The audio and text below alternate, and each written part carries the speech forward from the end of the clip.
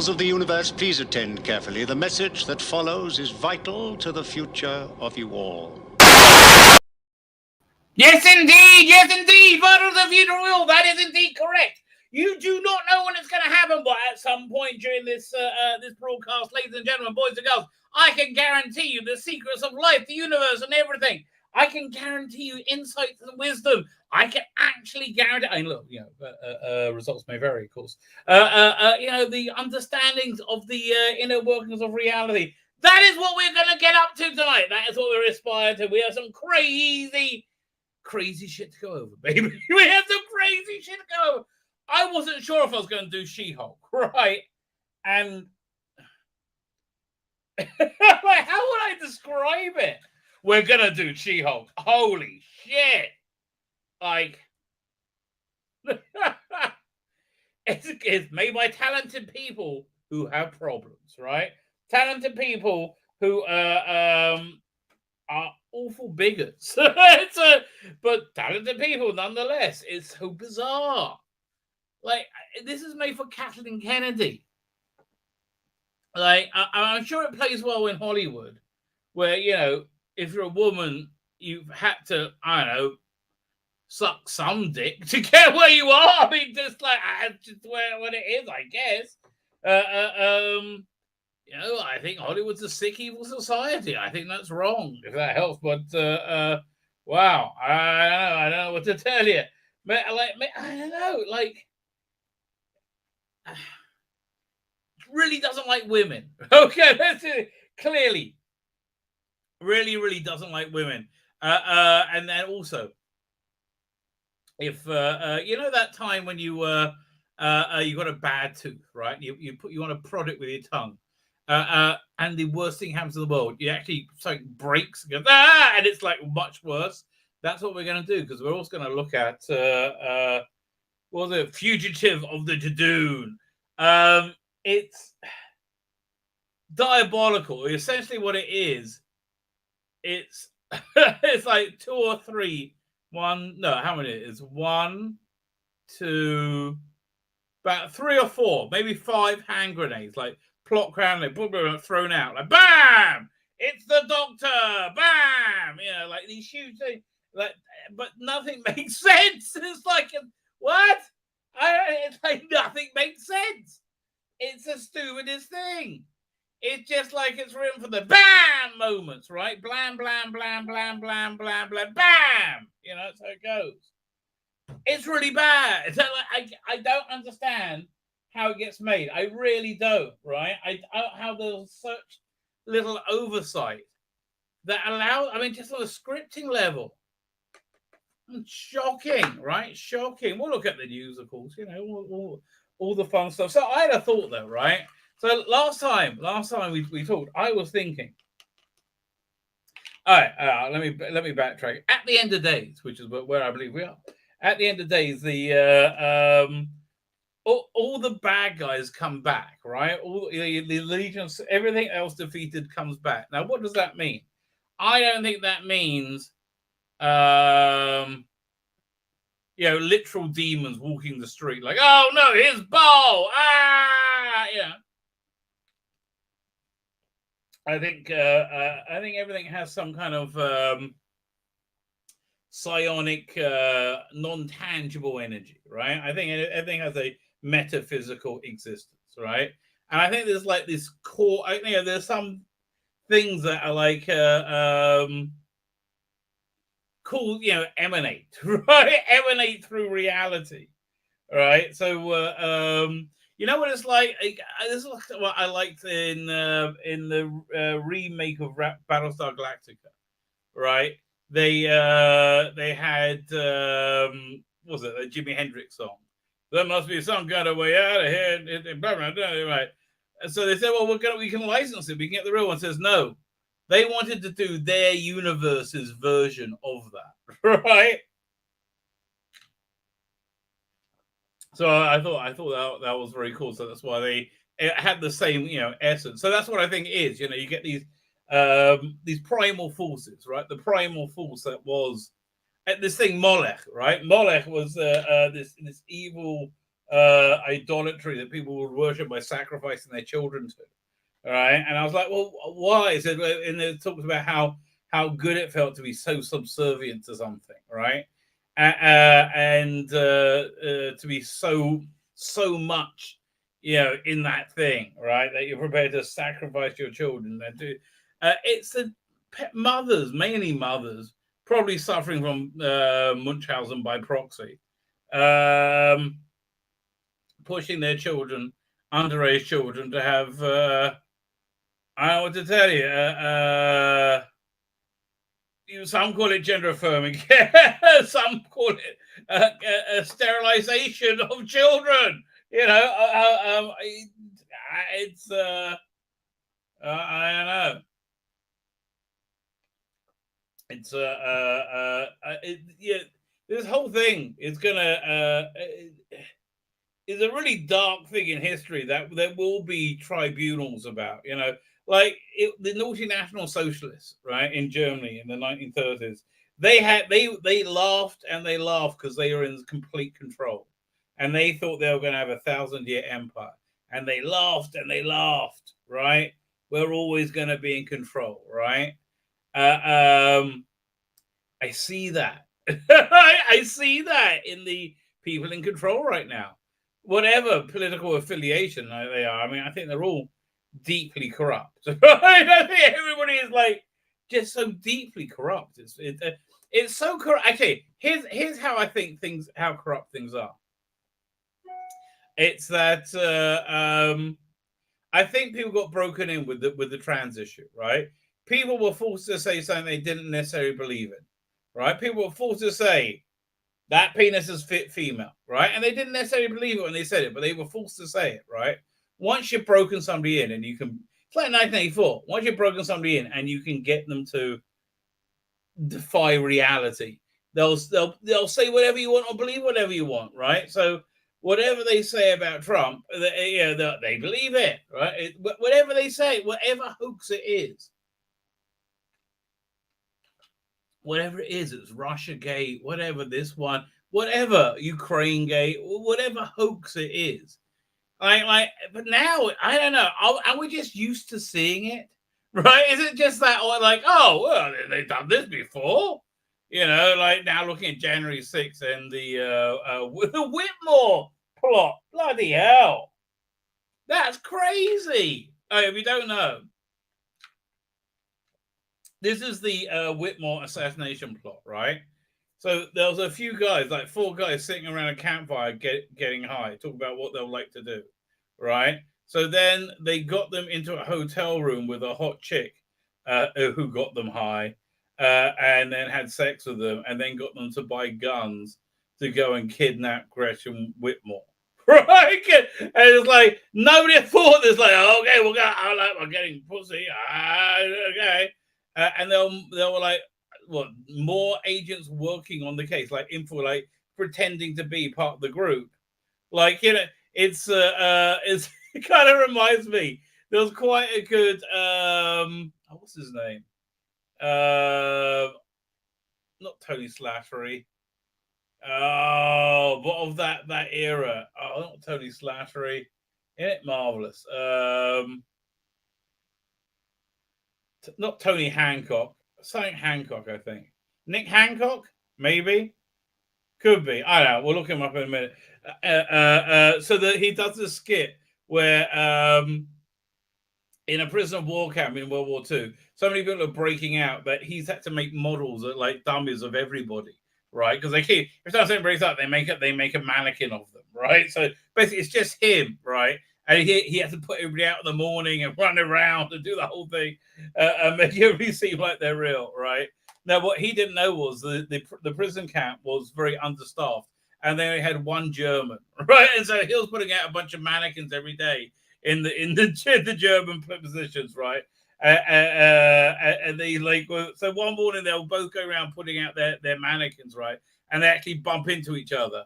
And then he said, and he looked at me and he said in near perfect English, and the guy looks up and says, "Isn't it marvelous?" So that bloke. Well, I was talking about him, Tony Slattery. End of days. I don't know. One second.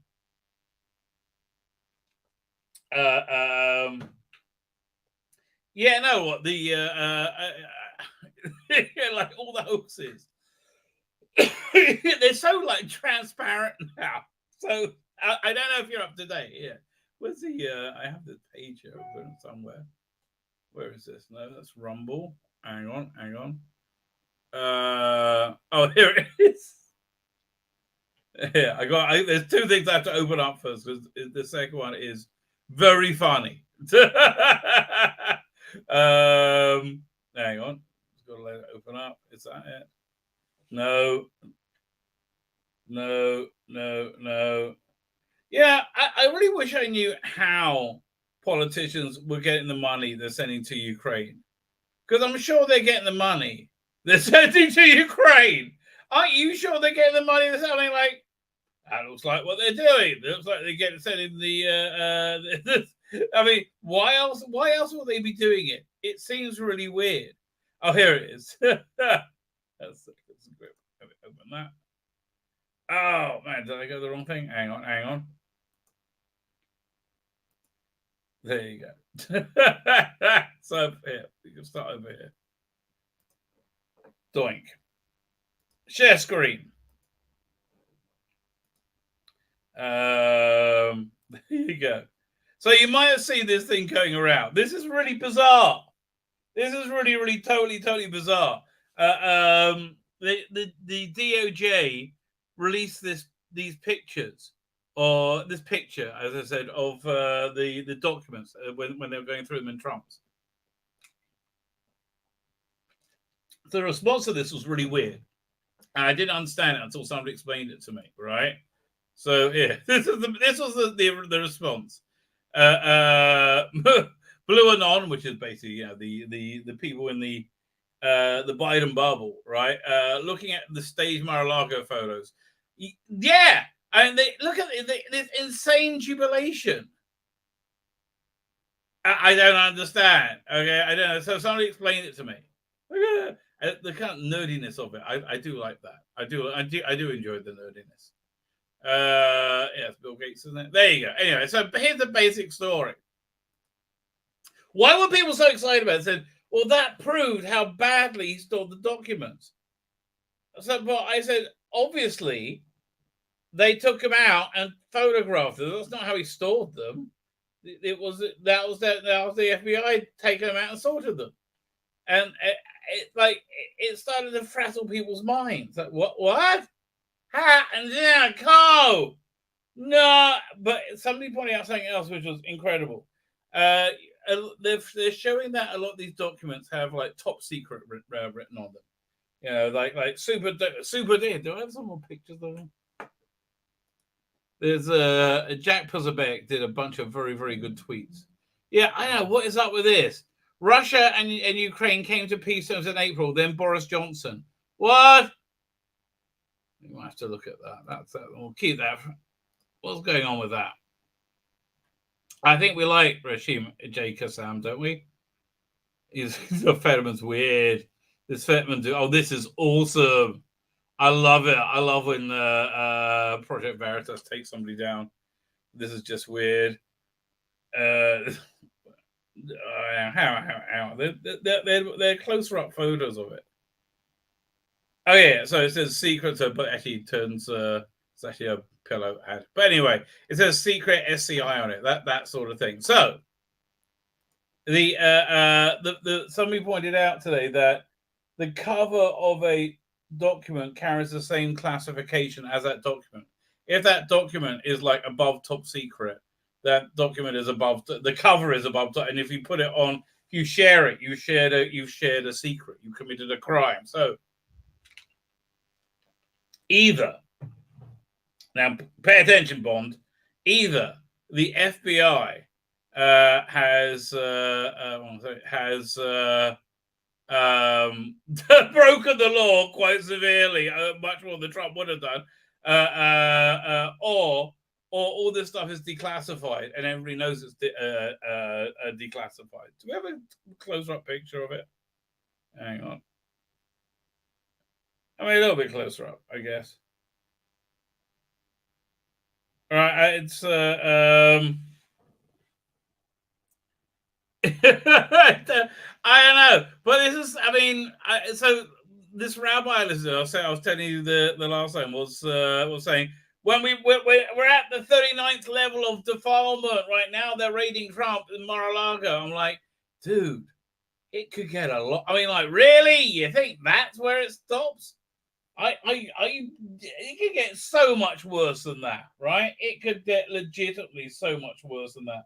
But like, my point earlier was this: once they broke them with the trans thing and getting people to say that which they didn't believe, now they can say the most ridiculous things, and it's perfectly okay. Like, you know, they can say that, you know, no, the Department of Justice hasn't been politicized. No, of course. I mean, when it obviously has. No, inflation isn't bad. No, right? They can get used to say anything. That's what I find the most frightening thing, right? The whole like Trump, Biden, end of days, whatever this is, right? That's one of the most frightening things. And think about this: the ease with which they've controlled intelligent people, right? They're not all dummies. They're like they're people I know, good character and intelligent, right? The ease with which they've been controlled so completely, right? And I don't know, can they see it? Can they not see it? I don't know, right? I really don't know. There's one thing I would love to have a frank conversation, but that's such a bad idea. Because like. I mean, honestly, it's if you're on the Biden side of things, you've been duped. Unless you're pure evil, you've been duped, right? Everything they told you is a lie. And I know it sounds crazy, but it is. It's really weird. I mean, like, and they don't hide it anymore, and they don't need to. It's like again, the Hunter Biden's laptop. It doesn't matter, all right? It's like Biden's going around saying that MAGA Republicans are fascists and a threat to democracy. I'm like, but you're the one going after your political rivals with the Justice Department. Dude, that's real fascist dictator stuff. Like, it's so weird, right? This is all very, very weird. But like I said, I think, that we got 3 weeks till Rosh Hashanah. 3 weeks and a day. Right, so I don't know. That's supposed to be the year, the messianic year, right? How it happens, when it happens, I don't know. I do not know. But I mean, I've seen things. I'm surprised that things haven't come to a head yet, right? I thought things would like starting to be work themselves out now. They're just getting more screwed up, right? It's just getting crazier. I know. That's why I would stick with YouTube, baby. Don't look at the real world.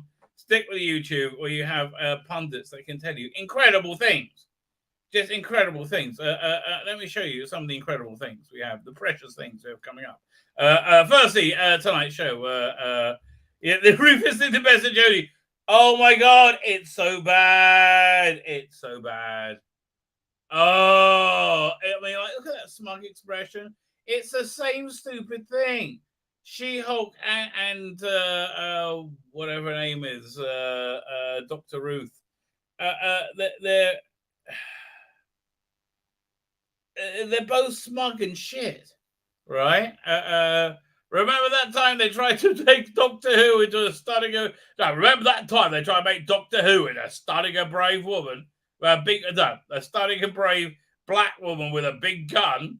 Yeah, because that's what Doctor Who's always been about, man. We don't even know what go woke, go broke means. Oh, you mean the Zaslav effect hasn't hit you yet? Dude, the Zaslav effect is like the Praxis moon blowing up in Star Trek. It's what was that? Excelsior. You're sitting there having a cup of tea, Sulu, and then we're experiencing a disturbance, right? And you're like, oh, shoot! Right? And he loses his cup of tea, starts shaking. And the big shockwaves goes over. And then they see Praxis. It's like, we're on fire. And then to a Klingon representative, there has been an incident on Praxis. We do not require assistance. Right? So that's what the Zaslav effect is, right? Zaslav is like, I mean, this nuclear blast around Warner Brothers, and it's like, oh my god, everything being nuked, like all the woke is just it's incredible. And the woke look at it and their eyes turn blind. And it's not going to stop there, right? I don't know how long this is going to hold out for. But when Warner inevitably starts getting a larger market share, because nobody wants the shit that Disney's making. Because what's the shit they're making? This is that shit. Look at it. Nobody wants it. People, generally speaking, like, the opposite sex, right? I hate to be the one to tell you. They don't hate men, and they don't need to be spitefully laughing at them, right?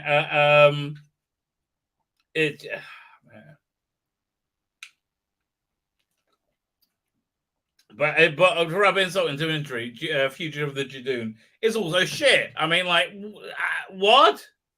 It's shit beyond shit, mate. Leave me alone.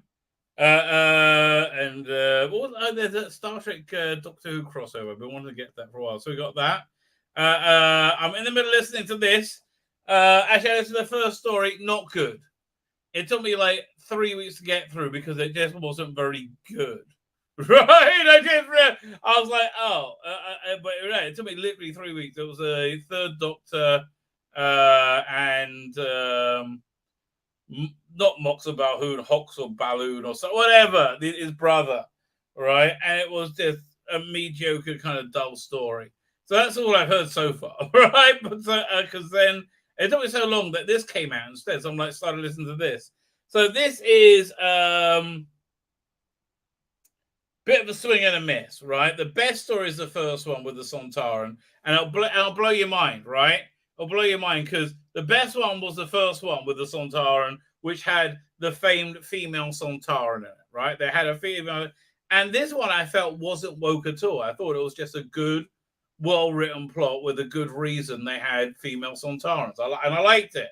I thought it was interesting. It felt really good for the Ninth Doctor. It was a very nice pacifist sort of message and kind of funny. It was nice for the Ninth Doctor, right? This was a good story for Ninth Doctor.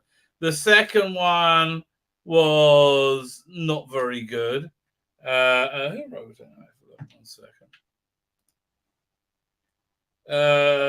Big Finish. New. Oh, we're in September. Ooh. I keep saying that because, like, the Jewish New Year's coming. Oh, is the internet not working? Come on. Thinking about it. Okay. Listen, we're still streaming, okay? So I don't want to mess with it. So the second one was it wasn't very good. It was kind of a weird disaster movie with a giant rampaging pig thing that was very rare and not a threat at all or something. I mean, I really don't. It was here is it. 1 second. Ninth Doctor. Open it up. See who wrote the second one. So Timothy X Attack wrote the first one, which I thought was good. Salvation 9. Last of the Zata scene. The rich and the fame, rich and criminal rub shoulders on stage 3 spaceport. They play a high stakes game. It's a bit, I don't know. How do I describe it? It's a bit too not earnest. Annoying student with values. Annoying student think he's like wants to bore you with his values. That's how I would describe it. And then Break the Ice was like the final one. It was supposed to be a Christmas one. Was much more of a horror one, but it was also a bingo card, not for woke, but for cringe. It was so cringe. Oh my god! And it told the story poorly because it couldn't get out the way the bloody cringe. Starts off, a woman is talking to her wife, of course, right, about their kid. And like, this isn't about lesbian erasure or women. This is which they get into in the She-Hulk, right? This isn't about lesbian erasure or like no. It's like there's no heterosexual couple in Big Finish. Every time there's somebody in a relationship, it's always somebody gay. It's ridiculous. It looks silly. Most people are straight. I mean, honestly, most people are straight and white, quite frankly. And it's not that it makes a bloody difference, but yeah, most people aren't Jewish. I mean, I don't want to tell you. Okay, most people are straight, white, Christian derivative. You know, like if they're not, they're agnostic or their grandparents went to church or something. Whatever, something along that line, right? That's the vast majority of people, right? And it just, I don't know, it just is. Yeah,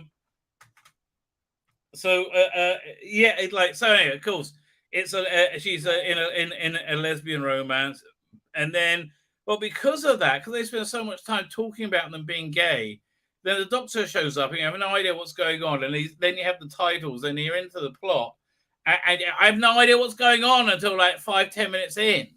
Right, and they could have just set everything up, right? They could have just set everything up, but they spent all the time saying, "Oh, look, she's a lesbian. Does that scare you, Mr. Conservative?"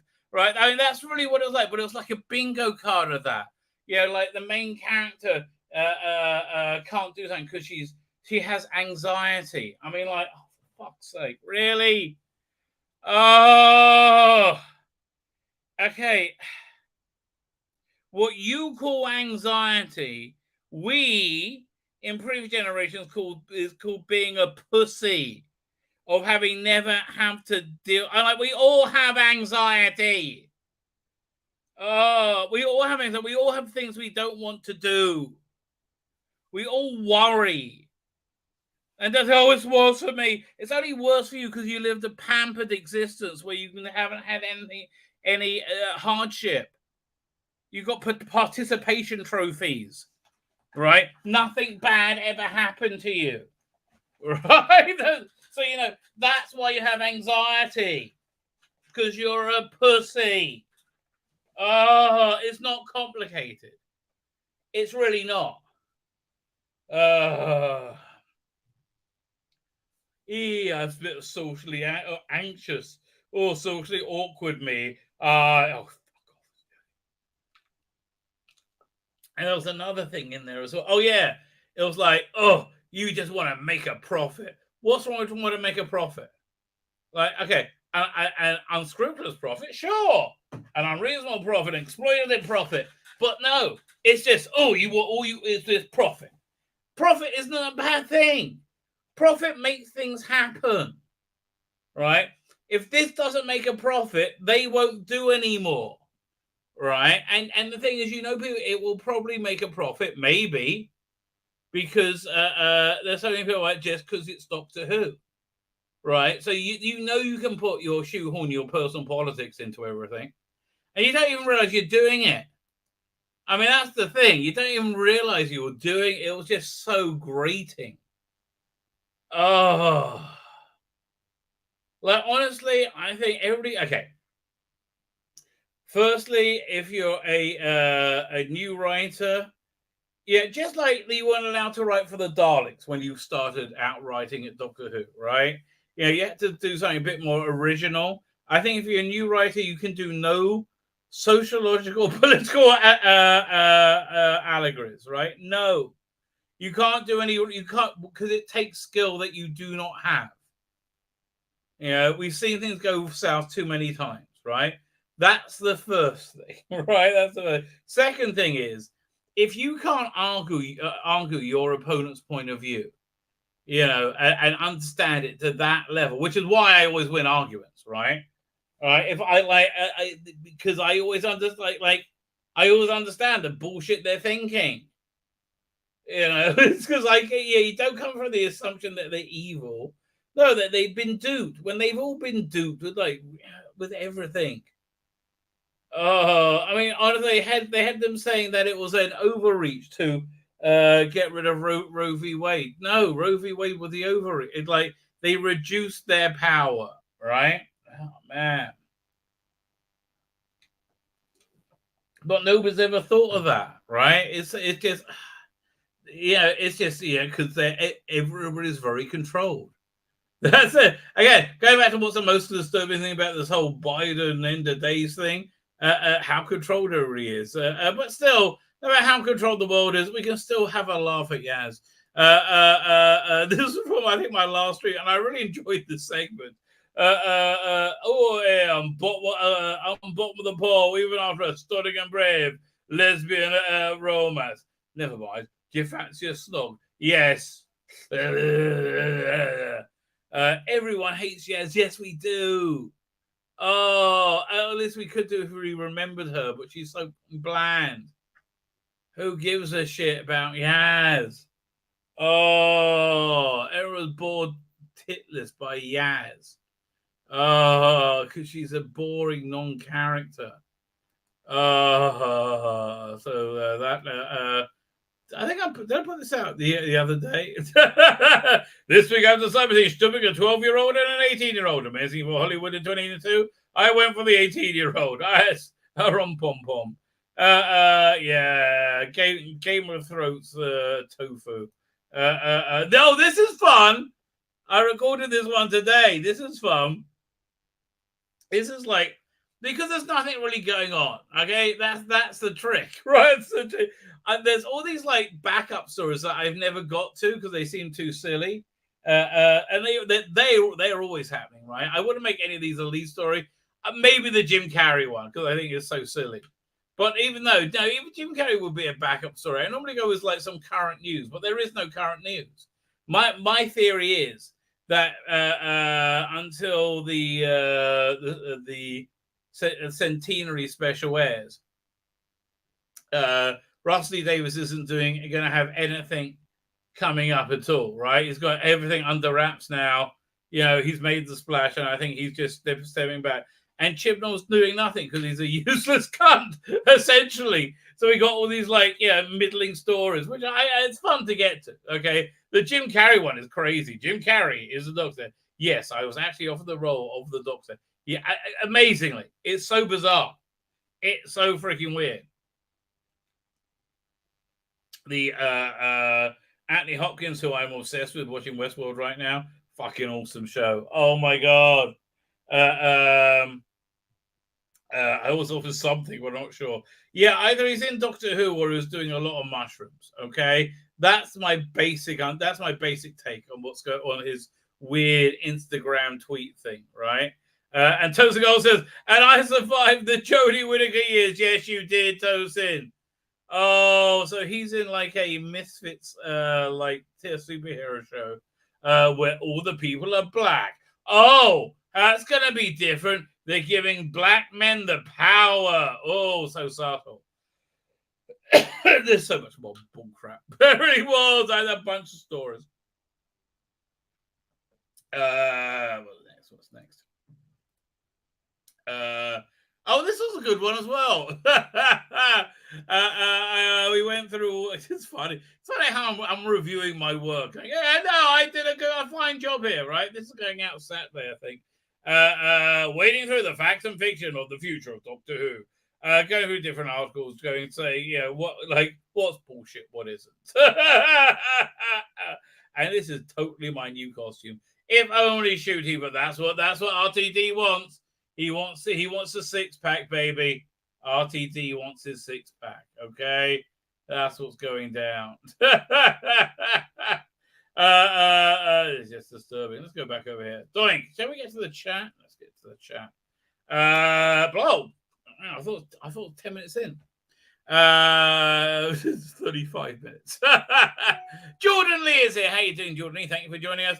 If you want good series content, watch My Hero Academia. Isn't that anime? I just don't like anime. Okay, I tried so many times and I just don't like it. I don't like it. I don't like manga and I don't like anime, and it's on me, baby. I can't get into it. Jonathan Cox is here. How you doing? Lonnie is there. How you doing? Oh, Lonnie, you're all right. I haven't listened to the whole thing. I started listening to your stream with John the White. I recommend it highly. I hope you put it in the chat. Paul Toast is there. I think I always said hello. Let me go. Keep going. Red number 1 is here. I have released a video on the Potomac dynasty. Okay. I've released a video on the Potomac dynasty, sibling marriage after sibling marriage, and the odd parent-child marriage. Well, okay, good for you, Red number 1. Okay, good for you. I'm genuinely confused. I'm happy that you've done that. I like to hear people actualize themselves. Mr. Jekyll and Hyde is there. How you doing? Have you, Mr. Jekyll and Hyde, may I ask you, have you released the a video on the Potomac dynasty, sibling marriage after sibling marriage, and the odd parent-child marriage thing? Have you done that? Because I have to say, I have not. I'm somewhat remiss in my Potomac dynasty videos. I have to tell you, I just am. You know your limitations, mate. Know your limitations. Digby Strawbridge is here. How you doing, Digby? Sorry, thanks for joining us. TARDIS team is here. Thank you for joining us, TARDIS team. Catherine Thee. How are you, Catherine? Is that that's a Madame Vastra avatar. It's very, very fetching, if I may say so. Who else is here? The Soda Engines is here. How you doing, Soda Engines? Thank you for joining us. And we're at the Dave Travel Through Time Channel 2. He's going through Channel 2, ladies and gentlemen. So he may be a bit sweaty. That's all I'm saying. Ethan Buckheimer is here. How you doing, Ethan? Thank you for joining us. Gene Wilder. Oh, I like a bit of Gene Wilder. I did a What If markup if Gene Wilder was a doctor. Oh, okay. 1 second. You said that. Now I got to pull it up. YouTube. You're like, he tasks me, and I will have him. I'm trying to remember his little line from Star Trek, Wrath of Khan. Window, doink. Doctor Who USA. There you go. Yeah. Okay, it's showing. GoDaddy ad. Fine. We'll watch your GoDaddy ad. Skip ads. Okay. 1 second. Where is it? Here.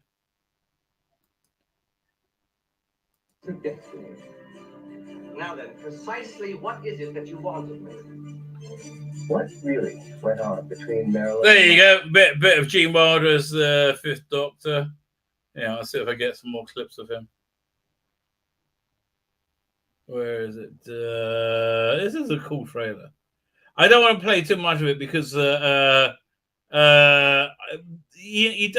not saying I'm going to be copyright struck, but you never can trust the BBC, right? Never know. You just never know. I mean, it's not like if they're right or wrong, right? Oh, here is that another Gene Wilder bit? There you go. Well, Moons is an awesome movie. If you have never seen it, it's a strong recommend. There you go, a bit of Gene Wilder, Doctor Who. No. Do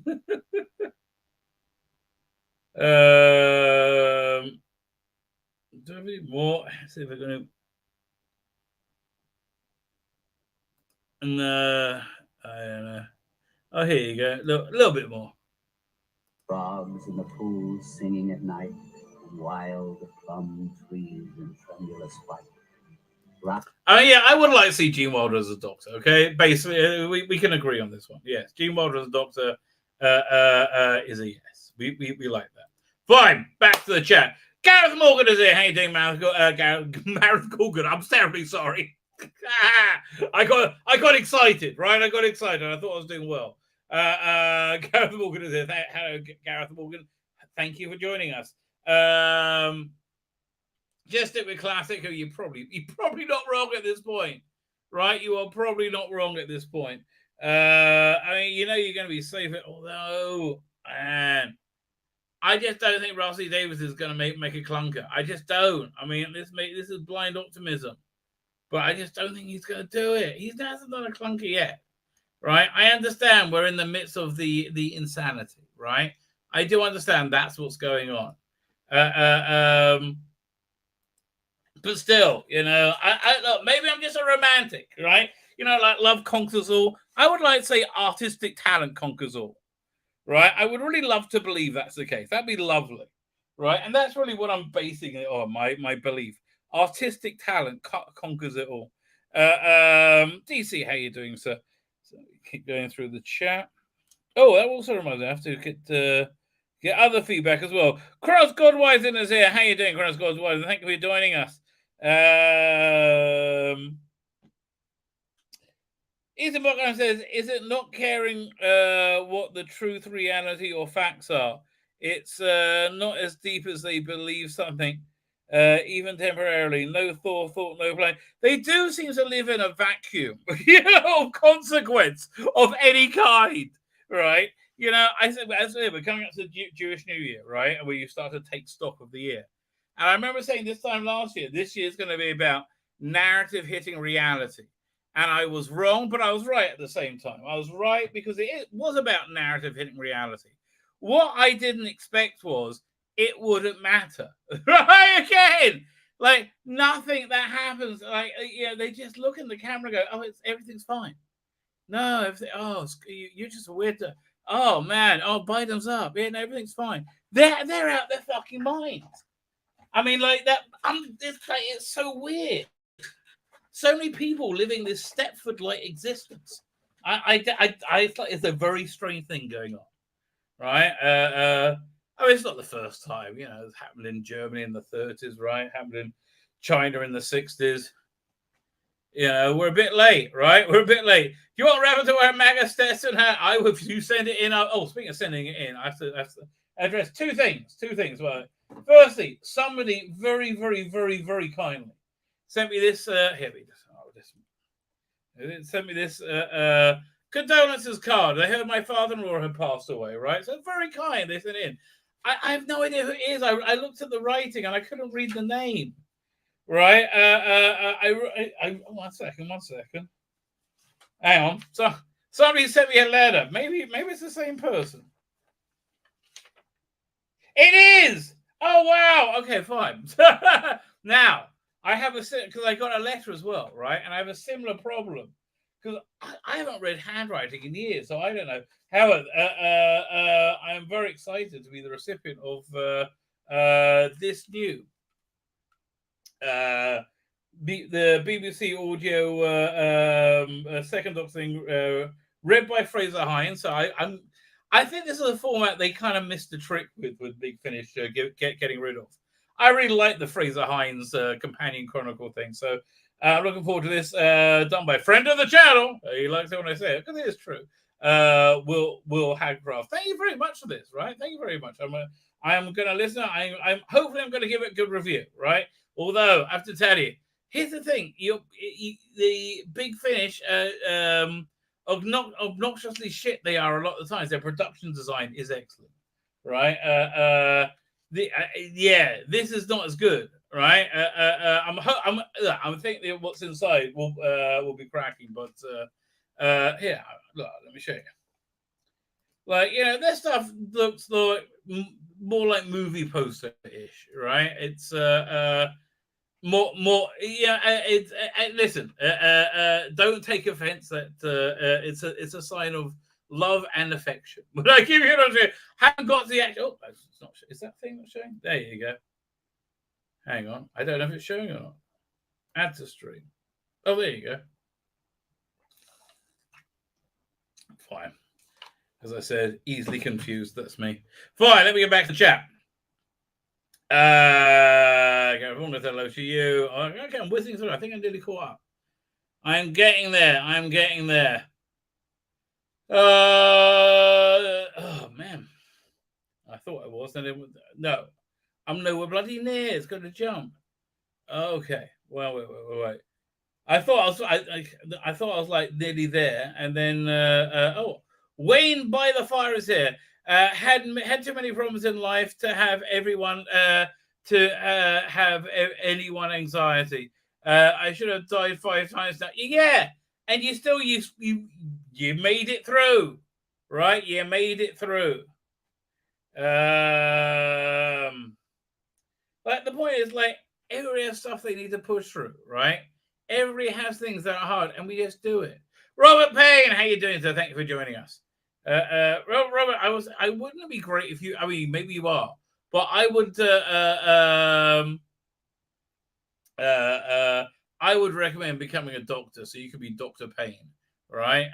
Dr. Payne is good if you're like a sort of James Bond supervillain, or you're a redheaded. I don't know why redheaded, but a redheaded female, I'm afraid, dominatrix, right? Dr. Payne is that. I think that would work. I don't want to do anybody else's branding for them, right? But what actually, if a hooker came to me and said, "I want you to brand me," I'm like, oh, I don't know. Would I like that job? I mean, I'll probably be good at it. It's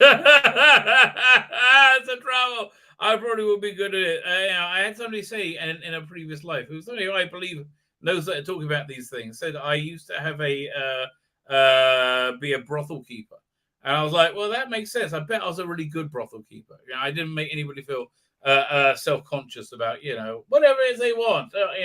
Bring in the donkeys, baby. Yeah, whatever. We don't cast aspersions over here. Fine. There you go. So let's go. There. 1 second. Let me just take this off. She cried. So it's always fun, always happy, always I wanted a PhD and be Dr. Payne, but they wouldn't let me. Had to stop at MSc. I don't know what that means, but okay. You're still Dr. Payne to me, baby. You're still Dr. Payne to me. So as I said just now, just bring my I have a guest in the green room. Bring them up to speed. I think then Dr. Payne works best. Oh, Dr. Payne is for a dentist as well. I think it still works best for a red-headed female dominatrix. Now you need somebody who understands true debauchery to be able to answer that question. True filthy debauchery. Now, who can understand debauchery, right? Really, the dirty, filthy stuff, right? Who can understand that better than royalty, right? That's why I didn't know why everybody was uptight about Prince Andrew. Like, he's stropping a 17-year-old. Right? Really? I'm surprised he's not stuffing a 17-year-old mongoose. Like, she's a human female. And see, this seemed like in the ballpark to me. I don't know. It's like, I don't know. And then 20 years later, she says, oh, what else terrible? I'm like, darling, really? I just think there's a statute of limitations, honestly.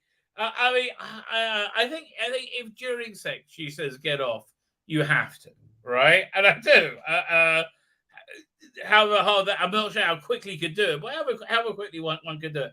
But come on, don't act like you willingly had sex with somebody over and over again, right? And enjoyed it. Don't do that. And then expect people to go, oh, no, I hated it. How am I supposed to bloody you said you liked it. I want to tell you.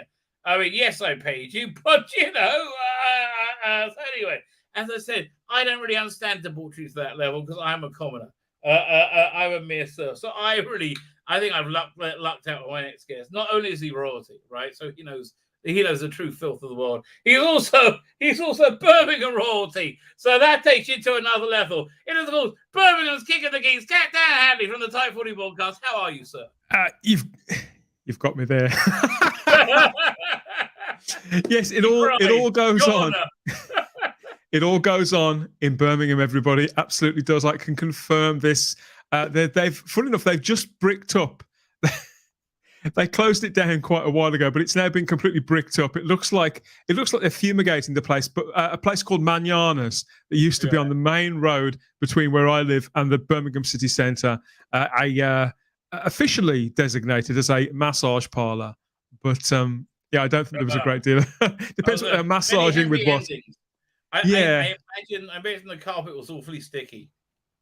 I would imagine so. I think it was all tiles inside, just for the sake of speed and sanitation.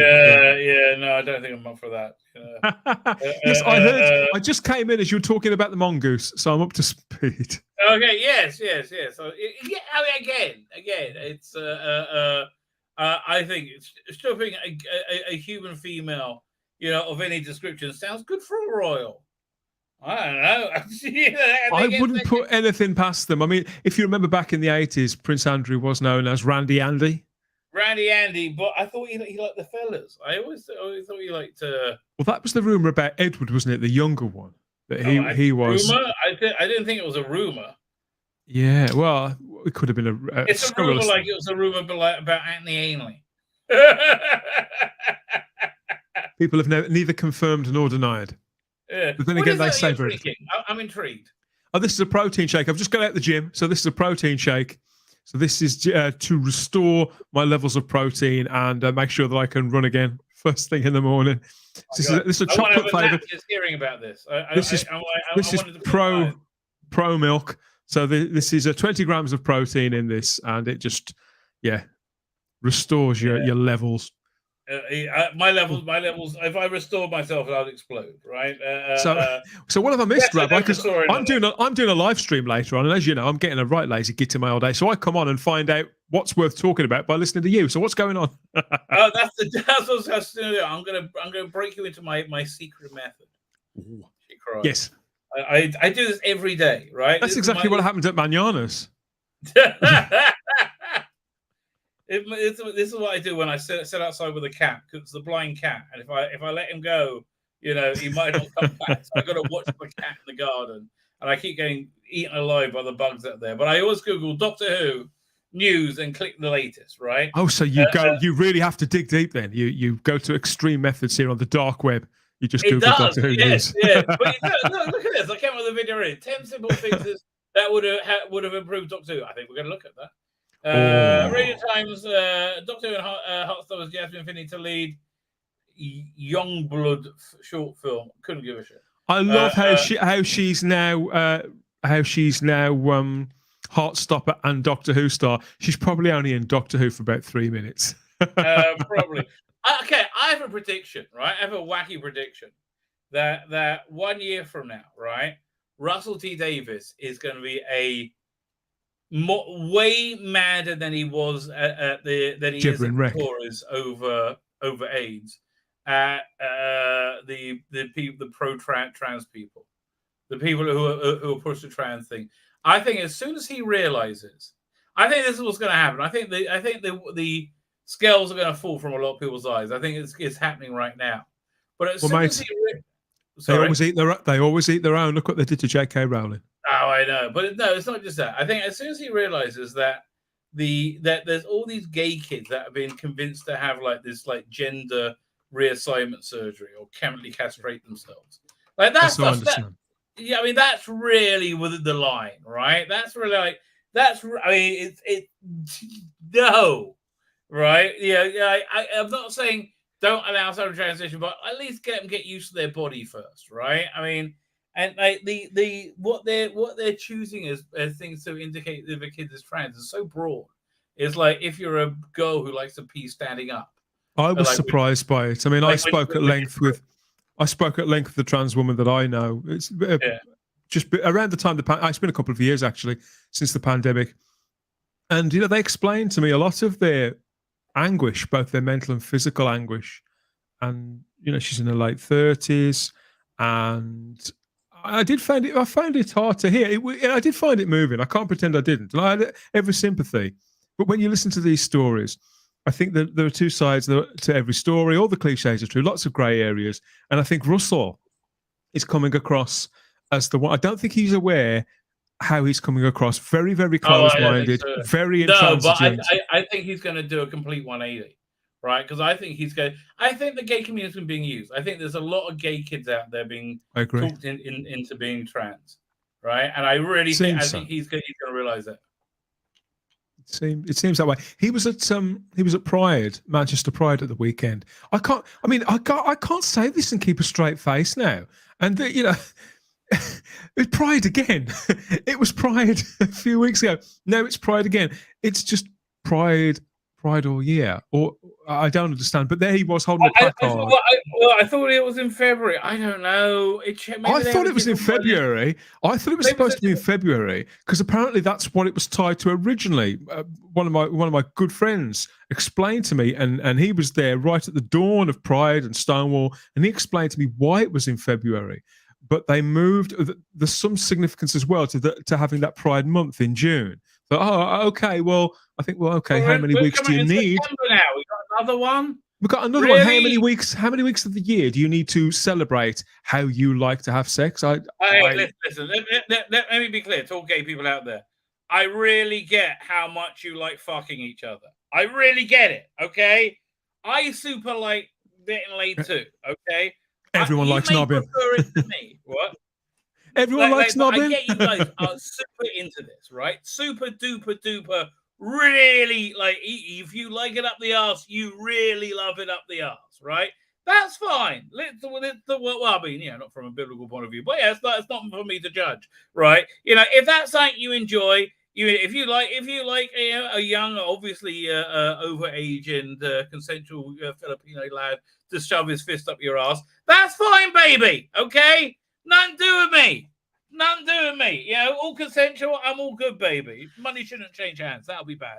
But that's what I'm saying. That's what I'm saying. But here's the point. Here's the point. However much you like it, give it yourself a little bit. I mean, really. Yeah, I don't want anybody having sex in the street, heterosexual or homosexual sex. I'm quite happy to just make my way down to the cash point and wherever else I need to go without seeing simulated sex on the back of a sexualized teddy bear or something. I mean, it doesn't actually have to be sex. I mean, we used to have this idea of public decency, right? I don't think we're in a better spot as a species for losing that, right? I think we were better for having public decency. Well, I'm all for pride for people to be proud of whoever they are and every part of themselves within reason, unless you're Fred West. But there's something to be said for dignity as well. Right. Listen. My go-to thing is if you cannot experience pride for who you are without somewhere in the world an overweight aging gentleman wearing leather chaps, heels, and a very small thong twerking on a float, right? To a with an Alsatian, with an Alsatian, with a bunch of 7-year-olds watching, right? If you can't feel pride, if that's not happening, that might be on you. That's my thing. It might be on you. It might not be on all of us. That might be a you problem, not an us problem, right? Seems reasonable. I don't know. It's perfectly reasonable to me. Doesn't that seem reasonable? I think that's reasonable.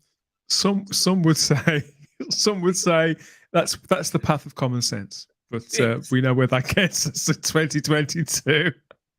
I've heard some cracking stuff this week. I can be banned from YouTube now. I wouldn't know. I mean, really, it's like these are unmentionables.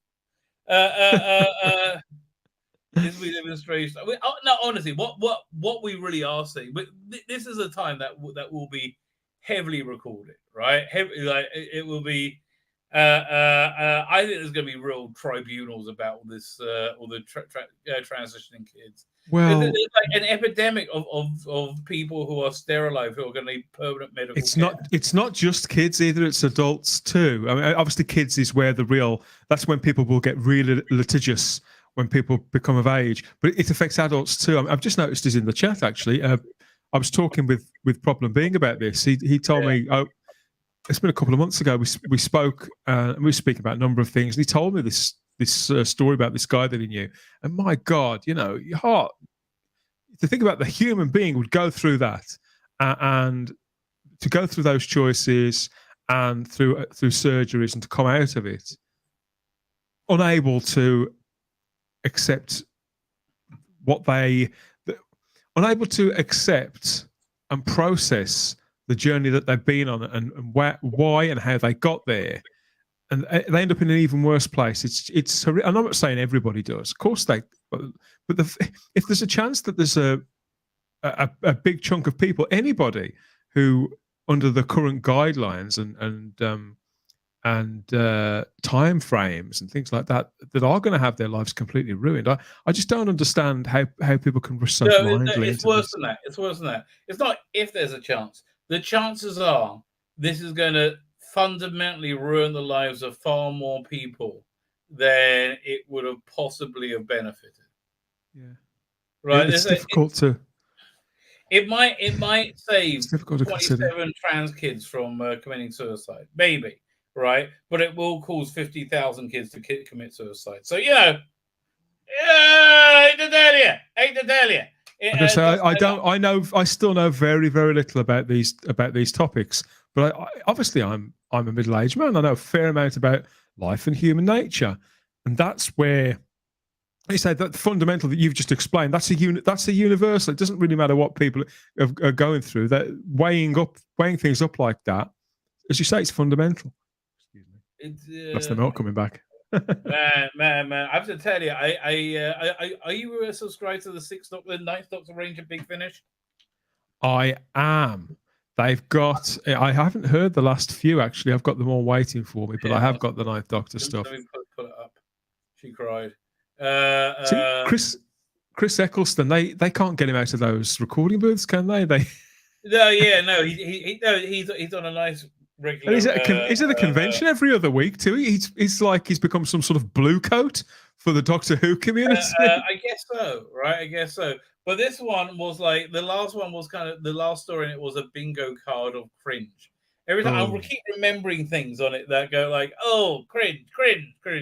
It starts off. They spent a long time establishing that this woman's got a female spouse, and they have a kid together. I thought you were going to say penis. that's how used to all this doctrine. Maybe she does. You never know. You never know in this day and age, right? So, and then the Doctor shows up. You're not really sure what's going on. Then you have the titles. Then they're into the plot, and you have no idea what's going on. And if they hadn't spent all the time bollocksing around establishing that it was a gay couple with a kid, does that disturb you? I'm like, no, it's you. There hasn't been a straight couple in Big Finish since 2006. I mean, it's crazy. And I don't think I'm wrong. I mean, I wish I would have the time to do a study on that. Because, oh my God, it's relentless. So you got that going on. And it's like poor storytelling because of the idiot wokeness of it.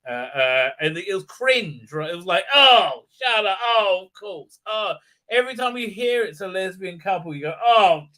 And it's not because of you want to do lesbian erasure. It's because it's the only song they have. Oh, and then, so the other thing is the bad guy is obviously the evil white guy from the corporation, right? And Prophet is a bad still thing. I'm like, why is listen, an unscrupulous Prophet is, I agree with you, right? When you had Colony in Space, you had the IMC unscrupulously using manipulating the colonists, right? That's bad, right? But now it's just Prophet is bad. No, profit isn't bad. Making an honest profit is a Well, good thing. you've just illustrated the difference between the something I talk about. So people tell me to shut up.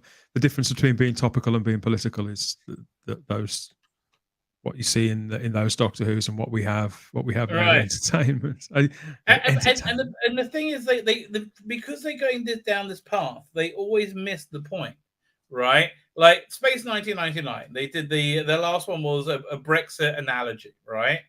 And I spoke to somebody who works on it, and they said, we thought we toned that down 1 billion times. I was like, really?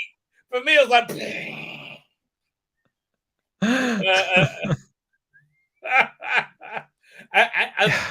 a few things though. That a lot of things I found out that might, if there are things you find really cringe that make no financial sense going on at a licensee, it's probably coming from the BBC, not the licensee, right? I would say. Yeah, I can believe it. I mean, I've just taken a look at a couple of. But that's the first thing. So profit is a bad thing. A character is crippled by the anxiety at some point. I'm like, previous everybody's a basket case. You pull yourself together and you do. I'd say it's because you led a life of complete pamperedness, right? That you feel this way. It's not so bad, right? It's not. I was like, oh, and then I would have to agree. It's the same writer for this as the story I was trying to get through on classic Doctors, New Monsters. There's one story I was stuck on for like 3 weeks. I was like, it just wasn't very good. So same writer again, and now I saw he's the writer for that Auton, 12-parter with the 5th Doctor coming up. I'm like, oh no, please don't be shit. Oh no. I've enjoyed that run so far with the 5th Doctor. That's been good. All the stuff for his anniversary that they've got going on. Yeah, that stuff's been kind of fun. But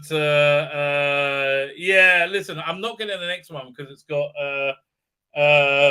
Liv and Tanya in it, and look. Here's my problem with Liv and Tanya, who are Tanya is a trans woman. I think she has a penis. I think that's what it means. I think she has a penis and she's a woman, right?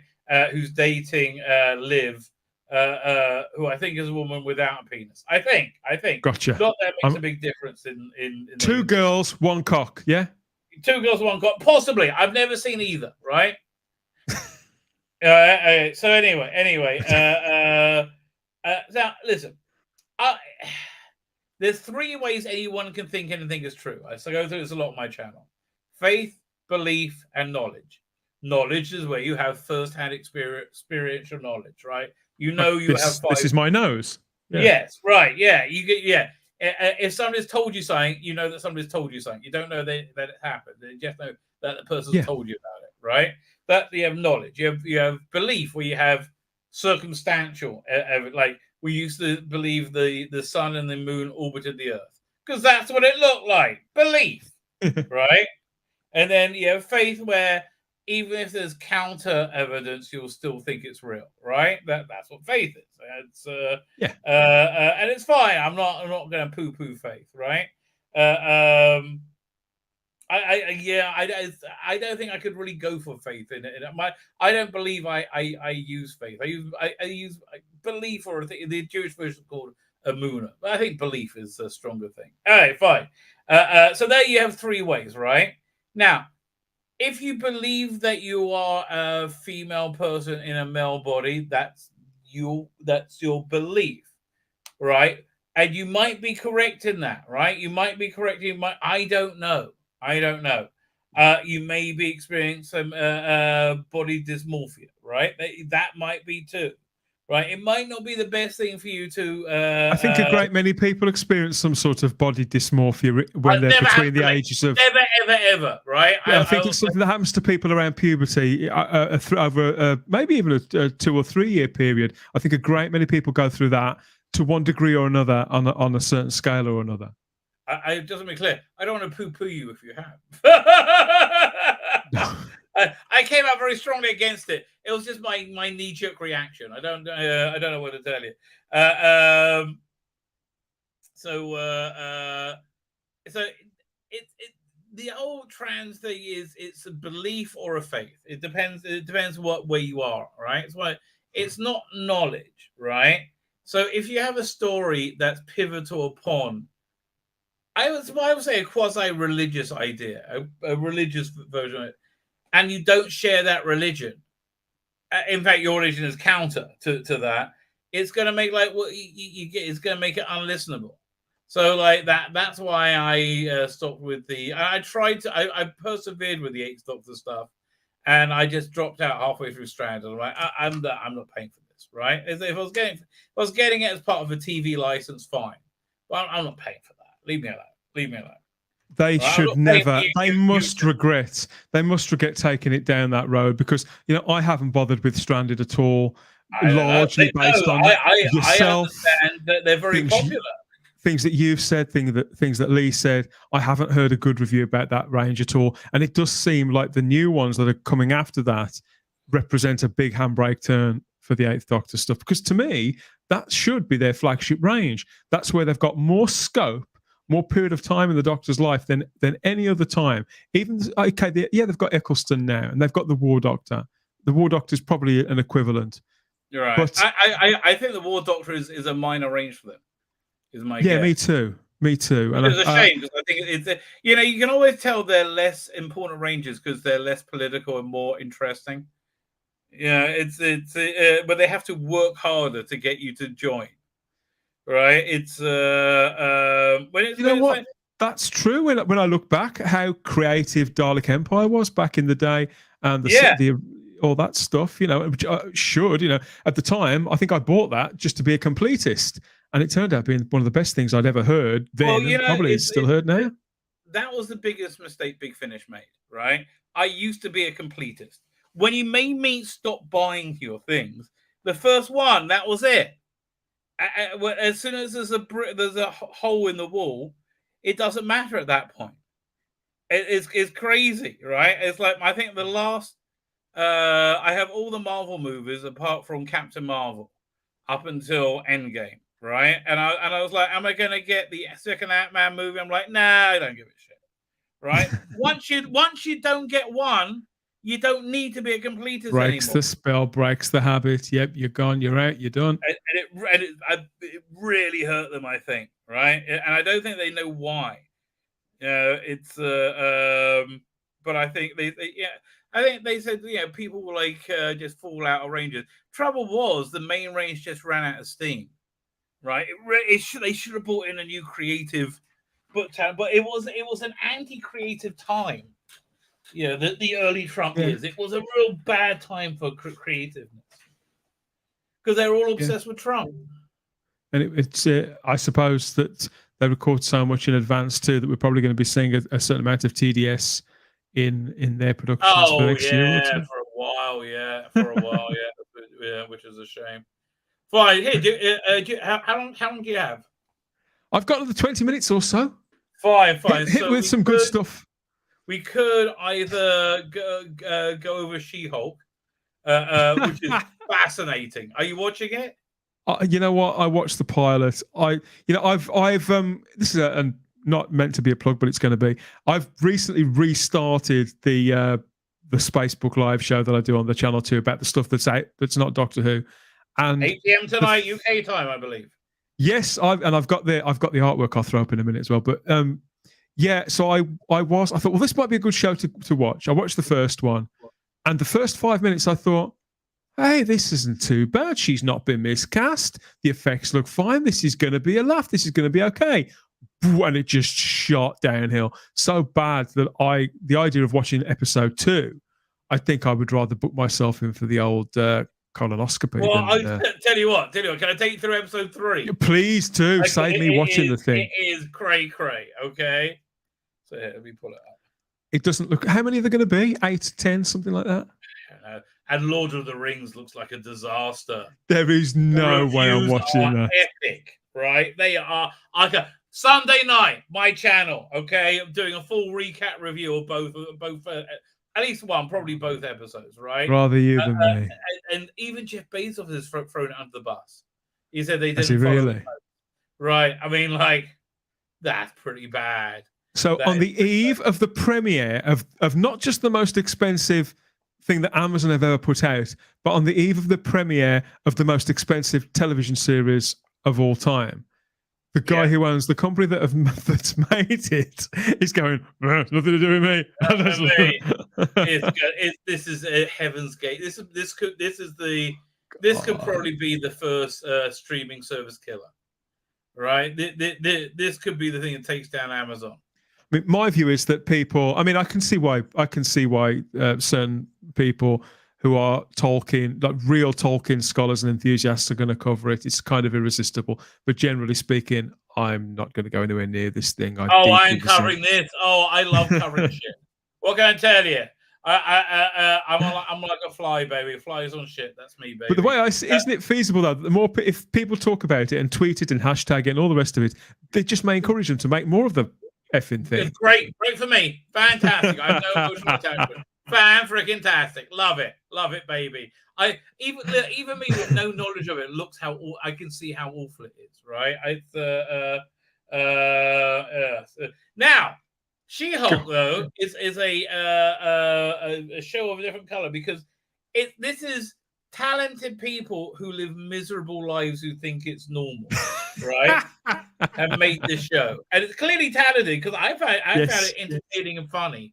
And also hateful and evil at the same time. Yes. So we start off, we go dun dun dun dun dun dun. Oh, remember when it was good? Yes, this is why you came.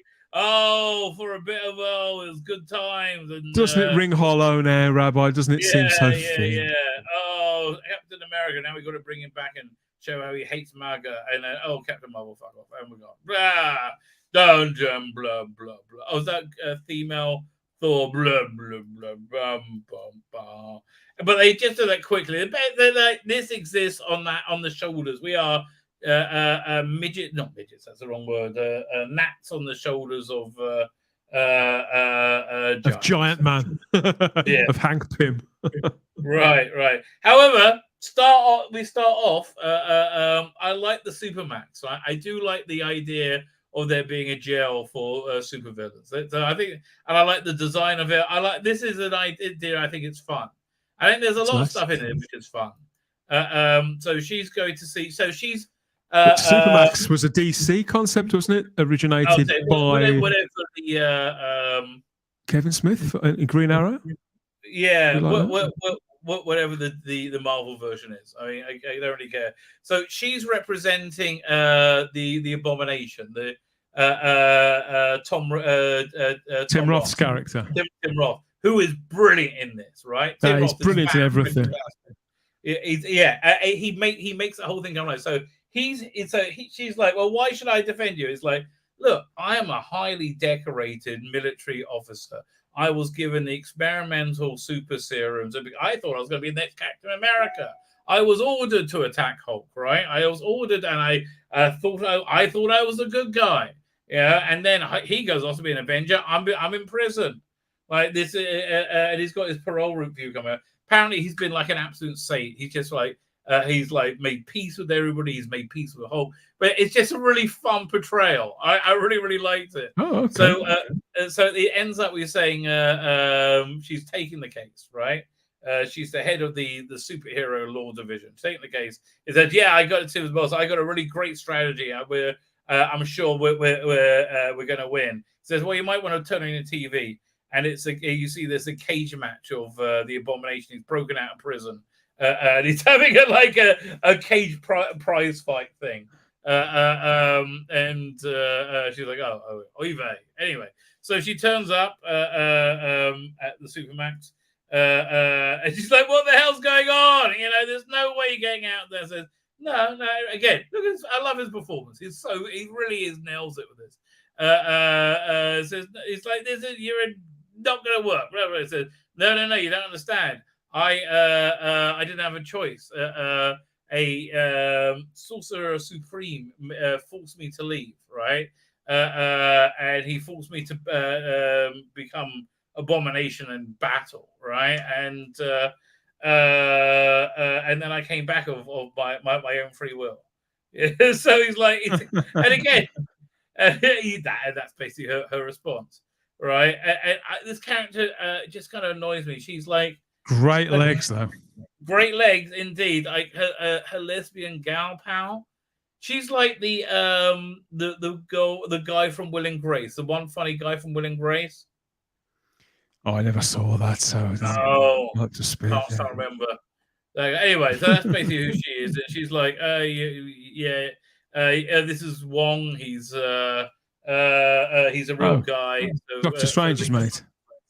Basically, yeah. So then she does a 2-camera thing again. So listen, we're not going to have a cameo every week. It's just it show's really about me. Although we did have Hulk the first week.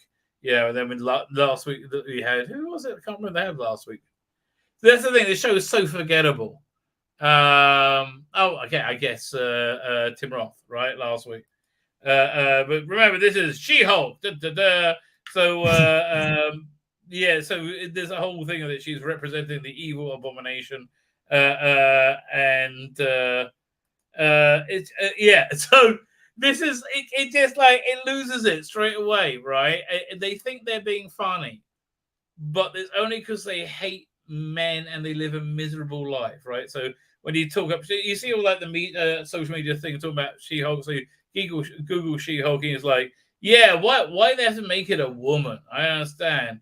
No more female superheroes, please. Affirmative action superhero, which is what? Yes, this is not you being they think when they get review bombed, it's because people are making up. No, because they're sexist. No, it's because what you do is shit, right?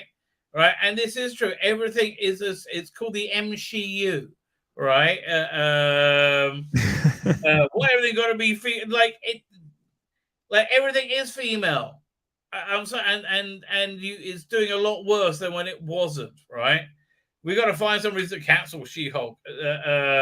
We have a Me Too movement, and now all the heroes are gone. Well, that kind of is what happened. I hate to tell you.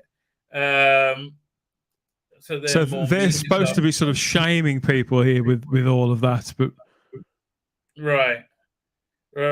So so then again talking about the prosecutor, and fine. So she has to come in. Oh, and so she gets called into a boss's office, and she's got a meeting with this client, who apparently is this evil lawyer from the first week who I forgot about. Again, this is average man, evil white man. This is you can tell he's evil white man because he's a silly pig boy, evil white man. Says, "Oh, I can't have her work on my case. She's we're related. We're too close." He's like, "Fine." He said, "Look, I'm the head of the department." I said, "Okay, fine. How about her?" She's like, "Well, I can't have her represent me. She's too hot, right? What if she wants to date me? That's not going to work either." So they said, "Can this guy do it?"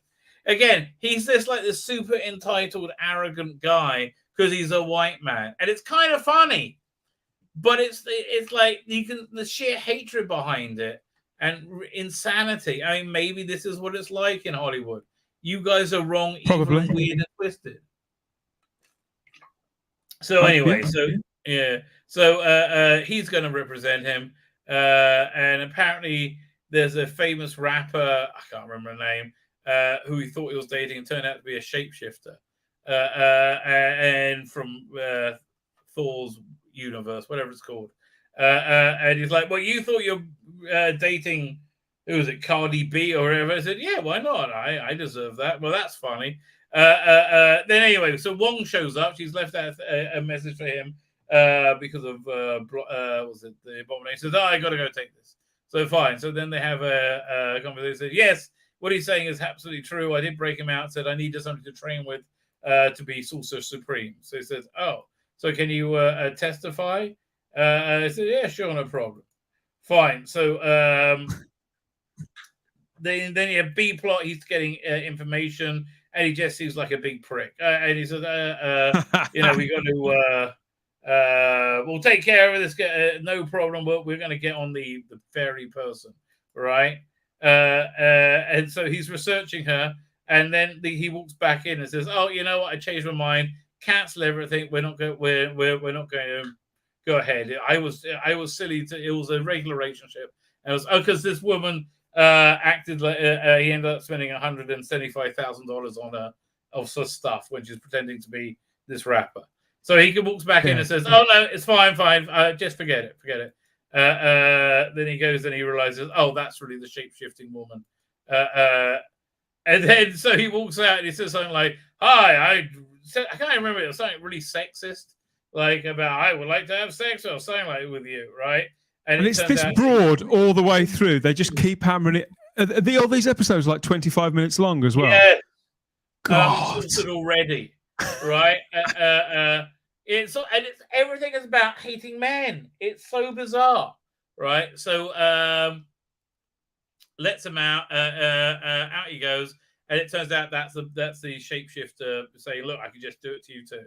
Right? So don't miss. And it's just, I don't know. It's made for single wine mums, right? Who are miserable and lonely. Who want to sit around going, "How awful men are," right? And that's who. That is the target audience. That person there right now. I can't think of anybody who would gravitate towards this of their own free will. I mean, yeah, some of us are watching it because we grew up with this character, reading this character. I loved She-Hulk too. Fantastic Four for me, the John Byrne stuff with her in it, awesome. When she went back to the Avengers too, and then the Byrne stuff, the Byrne solo series, just brilliant. It was Deadpool before Deadpool, and in its place we get this. And because she breaks the fourth wall, that's expected to be enough. That this is She-Hulk. It's not. This is some sort of malformed, mean-spirited piece of you know what that they're dragged onto the screen. Shocking. Well, again, I don't think the people making it realize that they're, desecrating somebody else's legacy, right? They don't realize what they're doing. No. Right? To them, it isn't legacy, though. To them, it isn't legacy. It's just IP. And it can be exploited however they choose because they're in charge. It means nothing to them. They've never read a comic book in their lives, most of them. I'm well over this shit now. I really am. Yeah. Well, I think most people are. That's why nobody's watching this, right? I mean, just nobody's interested. It's incredible. It's hardly surprising. So like we have the whole gutter journalists. They're like saying, She-Hulk representing abomination, which is bad.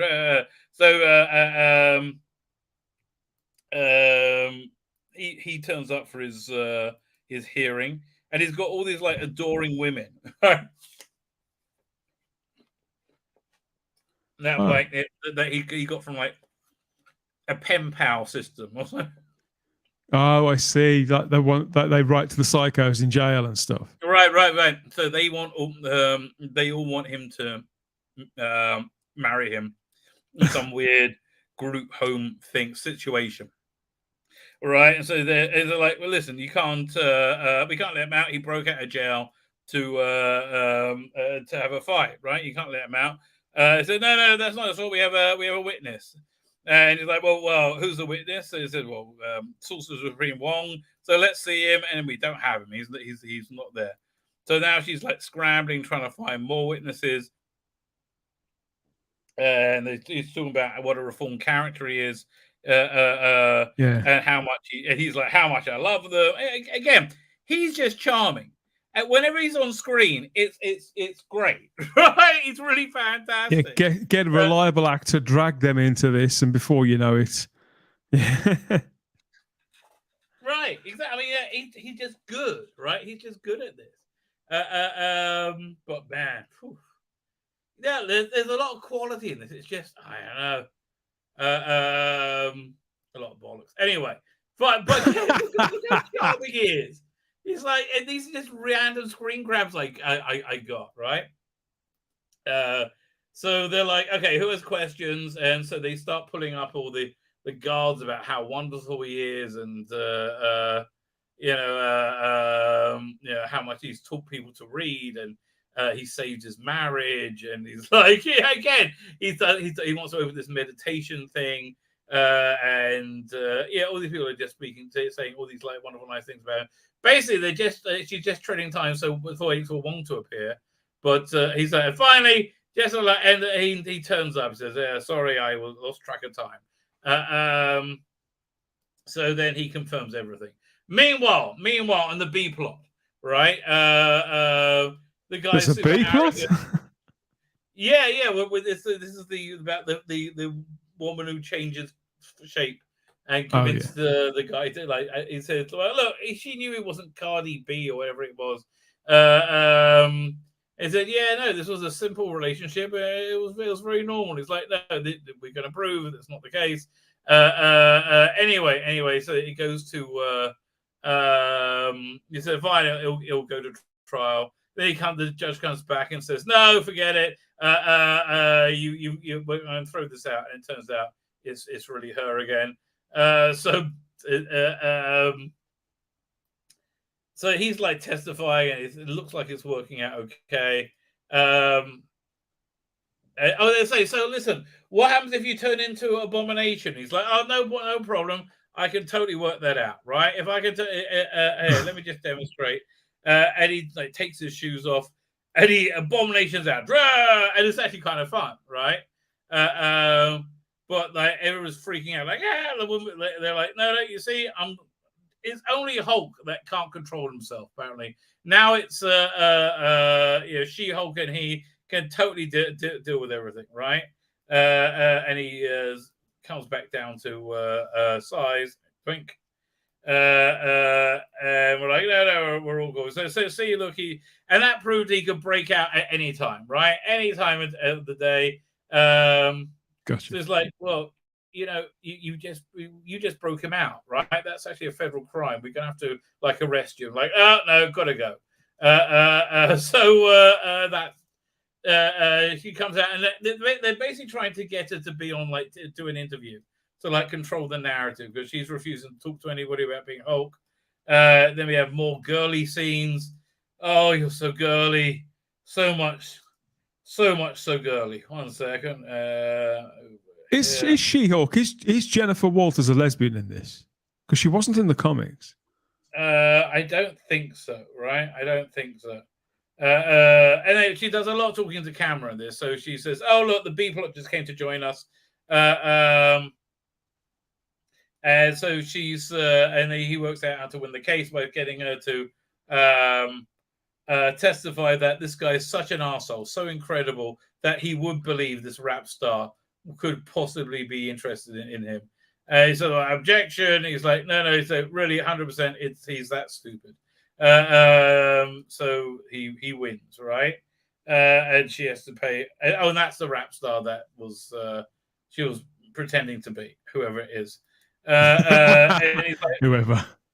Yeah, it's like, well, do you think I should go and talk to the rap star? She's talking more to camera. Oh, shut up. And so they're getting a result, and I think, he gets put on. He gets to go on parole, and she goes on TV, and it's just like an idiot interview. Like, should have gone on Tim Pool, right? Should have gone on somebody where it was actually good. So then more man hating. She's walking home and a bunch of evil men attack her. So she hulks out and she doesn't kill them, but they have superhero weapons that make it all okay. But they're still awful. She beats them all because she's the bestest ever. And they try and get her blood but fail because they're men and she's strong and brave and bestest ever. And it all looks so low rent and petty, doesn't it? Yeah. But then it gets stupider. You get the titles, which are these hand-drawn things, which is just lots of smug smiling, right? Lots of smug smiling.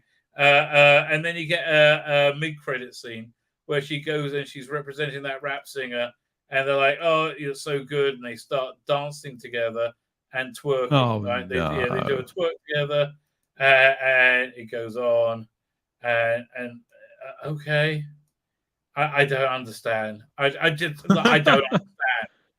I truly. Who is this meant to be for? And why is she in that horrendous trouser suit? She looks like Herman Munster. They're trying to fight. Because they can't be for the male gaze. I guess that'll be awful. She should look hot as fuck. No, she was when she like hulked out the first time, but now it's like, oh no, can't be attractive. That'll be bad. Normal heterosexuality is bad. Bad thing. Naughty boy. Bad thing, exactly. Yeah, it's funny. You should. I think Tim Paul was saying there's somebody should make a like a Google extension that looks up words like fascism, homophobia. All these buzzwords are just like bad thing, right? And then you'll hear how the media. He's bad thing because he wants bad thing. Well, I noticed. I suppose you saw Clownfish TV. No, what did they do? Well, they did sterling work a couple of days ago, confirming what I think a few of us had our suspicions about. Maybe 2 or 3 websites that might be in league and controlling a bit of a narrative between the 3 of them. And it turns out there's like about 2 dozen of the websites that we probably see as geeks in our feed on all the social media platforms daily. And probably websites that you've got bookmarked. I know I certainly had. And it turns out they're all owned by the same parent company. The journalists just go from one to the other to the other. A company called Valnet owns just about everything. So all your Screen Rants and all these games, right? All these, all owned by pretty much one company. They're all clones of each other. You can totally tell they're all clones of each other. It was shocking to see how many of them were simply the same company, probably working out of the same building, but the same names turning up over and over again, rolling out the same talking points. Yes, it is absolutely bizarre. It's bad. It's a bad thing. Yeah, I have to say, I'm glad you watched that, so I didn't have to. I don't think I won't be clearing my schedule to watch She-Hulk. Let's put it that way. Yeah. I mean, I don't think I'm gonna. It's like I don't know. Listen, it all depends on like what like how the videos do, right? That's how I saw I put out like House of the Dragon review, and it got like 20 views. Nobody gives a crap. No, it's a strange. I'm really enjoying House of the Dragon, but whether people care enough to invest in it outside of the hour they may spend watching it is I don't know. I don't think they probably will. I think that kind of TV, people just don't trust it anymore. I mean, when I heard they were turning She-Hulk into a TV show, mate, I was made up. I love that character. Why? Listen, I didn't realize how bad things would get in a very short period, like 2 or 3 years ago when they first announced it. It's everything's happened the way that we thought it had. Again, I think we're coming up to Jewish New Year, right? And I always predict what the flavor of the year was, right? So I predicted this year, the flavor would be when narrative hits reality, right? Boy, were you right? Yeah, but I buried the headline, right? And it didn't matter. I mean, that's the crazy thing. It just didn't matter, right? Nobody cares. Yeah. Don't come in here with your reality. We've got the metaverse to build where we can completally weird, isn't it? It's so bizarre. Change the world, change language. Yeah, let's have a look at this. Second. How much more time do you have? I've only got a couple more minutes left, sadly, mate. But throw up your hit me with some more wisdom. Oh yes. Okay. Yes, I'm good. This is the idea, everybody. You see, I'm going to keep coming on the Rabbi's show until you lot subscribe to this channel. So here we are. Are you at 1,000 subscribers yet? No, we're still. Crazy. And every time. I know the amount of people who say, "Why aren't you monetized yet? Why haven't you got past this?" Don't ask me, ask them. People watch. I'm not being facetious, and it's probably not these good people. They're discerning people of taste, but there are lots of people watch weekly and don't subscribe. I even have people getting in touch saying, "You asked me to subscribe. I don't know how." And you say, "There's a big red button." Go on, sorry. Yes. Always get more than mine. Always, like double. These shows do exponentially very, very well. Considering, listen, I'll tell you why. Okay, it's because you got. I love the panel, right? It's very balanced. Everybody's interesting. Everybody's different. It's friendly. It's welcoming. It's relaxed. It's fun. I love the commercials. That's always fun, right? I love this day in Doctor Who history. Yeah, and I don't agree with everybody on it, but it's like I like having that chat. I don't agree with everybody on it. I don't agree with the things I say half the time. Yeah, exactly. But it's a really pleasant chat about Doctor Who. Which so what were you talking about? Because I was saying, look, this has like been a news wasteland over the last couple of weeks. Here's what I think is going on.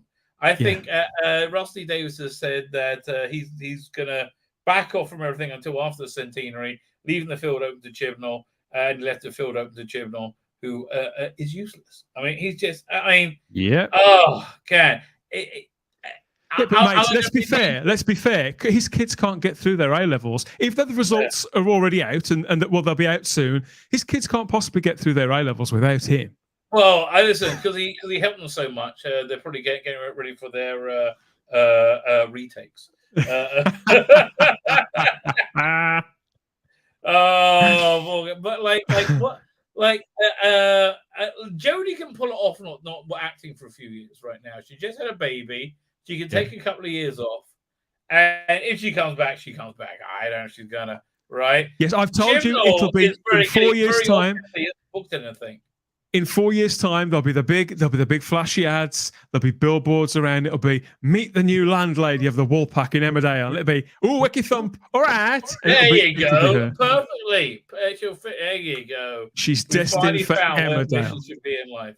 Yeah, she'll be having her back doors knocked out by that guy with the monobrow in that. It'll all be going on, and she'll have herself a nice little pension there, and she won't have to bother about where the next job's coming from. She can just sit back and sup ales in the Woolpack. But Chibnall, he hasn't booked anything, has he? No, it's curious that, isn't it? It's like should have announced something by now. It doesn't look good. I mean, I think he's persona non grata in the industry. I think because I think they failed. Okay, here's the thing. Everyone's been lying about everything, right? Like everybody's mate, be fair though. Chris Chibnall has his honorary degree from the University of whatever it was to fall back on. You can always use that. whatever like high caliber place he went to. But like I like, you know, when they say it's the Doctor Who's doing the best it could be editorially, they're lying. We just realized that like I watched American news now, and they just lie, right? Just like right to camera. It's so bizarre, and like they're calling like half the country fascists. I mean, literally, the White House is calling anybody who voted Republican a fascist, right? I'm BBC News is not that much better from what I've seen. I don't see it very often now, but when I do, I'm always appalled. And yeah, it has been a very quiet week in Doctor Who. We've got a lot to talk about, though, everybody. We're going to dig deep into canon. A Doctor Who book has just been published in the last day or two. A perennial book, the Doctor Who Annual. I've got some shots of that, and we're going to be showing you some of what they've printed in the latest Doctor Who Annual, and talking about some quotes from Chris Eccleston, and talking about canon, what it means to us, what it may mean to you, and some of the silly things out there that people say. Somebody tried telling me I was a guest on a podcast a few days ago, and some guy tried telling me that Legend of the Sea Devils was more epic and better made than Genesis of the Daleks. What? I know.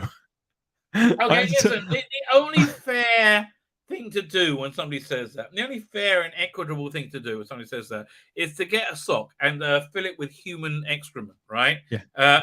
Make sure it's kind of gooey, right? Then twiddle the sock up so it doesn't fall out, and you slap him in the face with it repeatedly, right? Yeah. Until he sees sense. Now, that is not violence. I didn't pull my punches on this show, and I'd be surprised if the host speaks to me again, but I couldn't let that one lie. And I told this bloke he was talking out of his arse. That's exactly what I said to him. And the look on his face was priceless. How do you course. Listen, it's because they made you say that you believe that a woman can have a penis. They made people say that, and now they'll say anything. It doesn't matter if it's true or not, right? They that was the problem I had. That was the problem I had with this gentleman. I mean, he does seem like a perfectly nice guy. It was the first time I'd met him. He was a guest on the same show. But the things that he was coming out with were the kind of, and he's older than me, I think, but they're the kind of things that silly websites like, Screen Rant, we talk about Screen Rant a lot. It's websites like that put these narratives out there and people read them and read them and read them enough that some people really take them in. And they find themselves, when they're put in situations like that, as a conversation with somebody perfectly reasonable like me, but pretty firm about what he believes, at least, and why he believes it, they fall back on things that they've read over and over and over again. Things that they've read, things that they've read, Rabbi, but never really thought about. So he was just trotting these things out one by one, and I was pretty much saying to everyone, but that's bollocks too, isn't it? And that's bollocks. And that's bollocks as well. So I've taken that as a starting point for this conversation that I'm going to try and have tonight. Wow. I mean, that's really. But there's nostalgia as well. There's laughs, hopefully, if I'm on form. There's a great cast, a great panelist. A couple of them aren't with us tonight. We've sent Shah from Geek Ramble. She's off rambling somewhere or another. She's undercover, and JT is also undercover at the ABBA Voyage concert tonight. So he's probably getting his old big fish, little fish cardboard box on. He kind of seems like he should be at an ABBA Voyage concert. I have to say, the Schalke Doctor. Do you know all the history of that? You know what? I did know. It goes back so far now, and I hadn't thought about Schalke in years until this week. I've only ever watched it once. I've got it on DVD. Never so much as opened it. So I think I'm going to have to do a show about it in the future. I mean, I remember that it was all written by Paul Cornell. I know that it was supposed to be the beginning of something rather than a one-off thing. I know David Tennant was in it. There's some great actors in it, but I can't remember a great deal. It was good for the time, right? I remember it being okay. Yeah. Derek Jacobi was the master in it for the first time. It was good, but because they filmed the audio, they recorded the audio in house without using Big Finish. That's why we will never see a Schalke Doctor at Big Finish, right? It's the one thing they haven't plumbed. I wonder if they could take the raw audio of it and give it a proper soundscape, make it. Pimp it up, give it a special edition. They could do a continuing Schalke Adventures, right? And Richard E. Grant wasn't very good in that role. I think apparently he was there in the studio, but he did pretty much phone it in. But I thought it was still. I think it could have been. That was a famous Ben Cook article, right? Did you ever see that? Remember reading that in Big No. Okay. So they invited Benjamin Cook there to be in studio to write a whole article about it, and then this other office in the BBC didn't want them there, and so they made him sit outside in a shed or something like that. It was so weird. It's a great article. It's okay. I've always said Benjamin Cook, very much like Paul Cornell, very talented. Talented writer. Right. It's a really good article. But it was so weird because he said, look, I'm an official journalist for Doctor Who magazine. They treated him like he was a fan. And it was like, he wanted to interview people. And then eventually they got him out of the shed, right? But now, I guess reading it now, you could feel his. If you see them on Twitter, he's a pretty thin-skinned chap. Oh yeah, he's pushing 40 as well and behaves like a 14-year-old girl. It's unbelievable. Right. Well, yeah.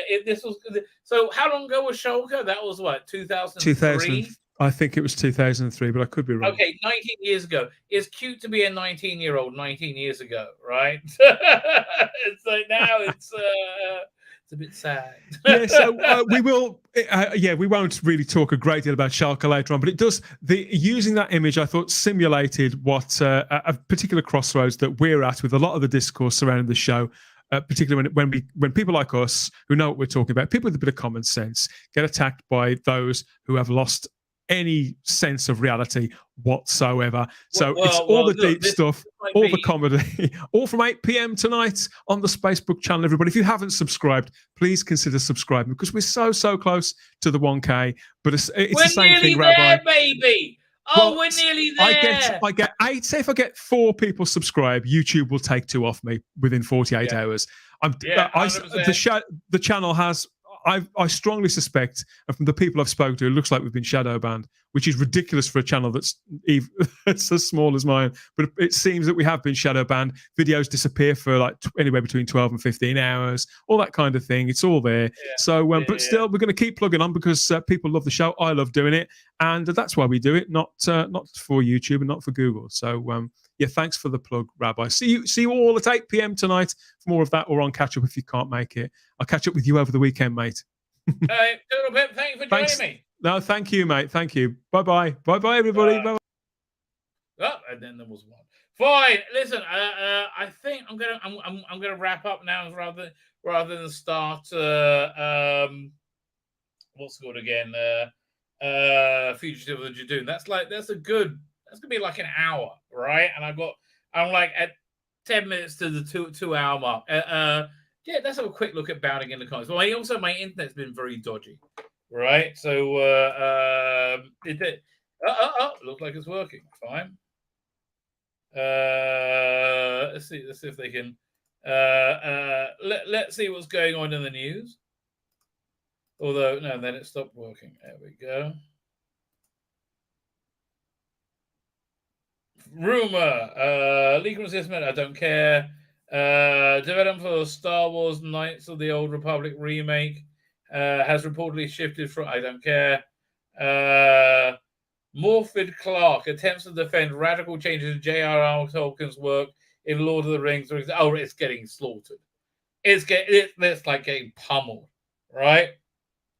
The Batman director Matt Reeves signs an overall deal with Warner Brothers Discovery. They must like his work. You know what I like about Zaslav? All that matters is the bottom bloody line. Do you get sales or do you not get sales? We are going back to living in a meritocracy, right? That is the way of the things. 2014 Teenage Mutant Ninja Turtles artist claims negative feedback was not good for my. I don't give a shit. Oh, new Dungeons & Dragon edition. Don't give a shit. Genshin Impact. Don't know what that is. Video game thing. Grace Randall savages Lord of the Rings. Yeah, everyone's savaging it, right? Actor John Boyega laments Luke Skywalker's sequel trilogy story direction. Oh, we all do, mate. We all do. Man. I was telling the critics to shut the F up. Morfydd Clark now claims she was surprised by Gadriel's deception in the Lord of the Rings. Oh, shut up. Depiction, not deception. Oh, God. Yeah, this was crazy. Star Wars The Last Jedi director Rian Johnson says he's even more proud of it 5 years on. Claims ending embraces the myth of Luke Skywalker. Just stupid. Oh, just a moron. Let me show you.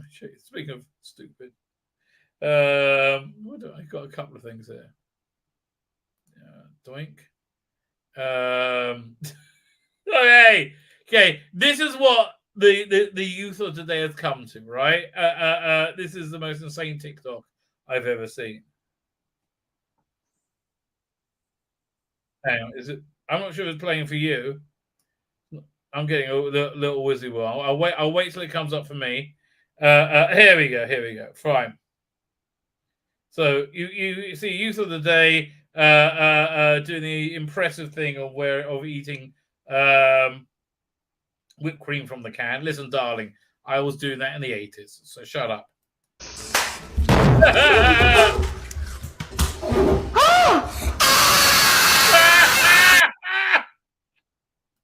Okay, look at this kid's face.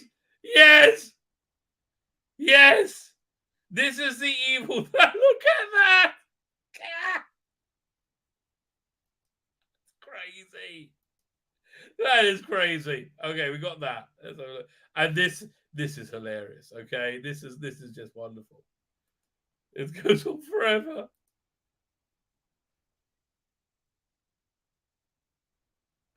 Yeah, I'll let it open up first. Look at this. This traffic warden has clapped the police. Oh, no, you don't tell me what to do. You've gave me enough fines in the past. Why the f*** shall I take this off? You speak to your officer, you pay the fine, then we come and collect it. Yeah, this is where he starts to put the clamp on. Look at this. And the cop comes on. Oh, there's a police on him, big lady. You see the cop coming. Oh, this is so good. Got my Mickey D's. Hello, do you want to take that off? Why am I going to take this off when you're on a double yellow line? What's that? Why am I going to take this off when you're on a double yellow line? Like he stopped. He got fined for something, right? He got fined for driving and he was pissed off as hell. And he's looking to do that. Like, oh, and yes, finally. That gives you the right to park on a double yellow line. Does it? What? No. What are you on about? You're parking on a double yellow. You're not above the law. I'm not saying I'm above the law. I'm saying you should know. You've got a thing. Don't say nothing about that. It said park anyway. You can park where you want. You've gave me fines before. You've gave me fines before. Why should I not fine you? Well, no, that's not my problem. That's not my problem. Take this off. No, I'm going to take this off. You ain't taking this off. No. Raise your voice down a little bit. No, you don't tell me what to do. You've gave me enough fines in the past. Yeah, look. It's the second time he said it. Right, you give me fines, so screw you. You could have let me off, but no. Shall I take this off? You speak to your officer, you pay the fine, then we come and collect it. Okay, you should park on a double yellow. Thank you. No one has got respect for you. You're a job's worth. No, you're a job's worth. No, you're a job's worth. No, you go get your McDonald's. Think you can park on a double yellow. Stop me, car. I don't care. Do I need that? Look, you're outside McDonald's. He's like, victory at last. Oh, victory at last. Man, you know what? You should watch this, okay? Everyone should watch this closely because you can see some of his motivation, right? He can see that it's not about the parking, right? It's about, you can see the anger's come out. They finally got to be vindicated, right? Victory at last. And you know, when you get a chance to take revenge on someone, don't, right? Because it's you look like this. You're stripping your outside magistrate's cold. I'm taking off. What are you going to do? How much do I got to pay? Magistrate's cool. You're bribing me. I'm not bribing you. Did you hear him say he's going to bribe me? Oh my God! You said he's going to bribe me. How much? I'm how much you're trying to claim off. No. You deal with the council for that. Keep your voice down a bit. Why are you shouting at me? Because you're parking on a double yellow line. Hey, I popped in to get some fruit. Well, there's a car park right there. What, you think you're above the law? No, and you think you can go around things? I know the law. No, you don't love the law. There's no need for it. Why not? This is crazy. You gave me fines before. Right, it's like he got fined for something and he's pissed off. That's 100% what this is about.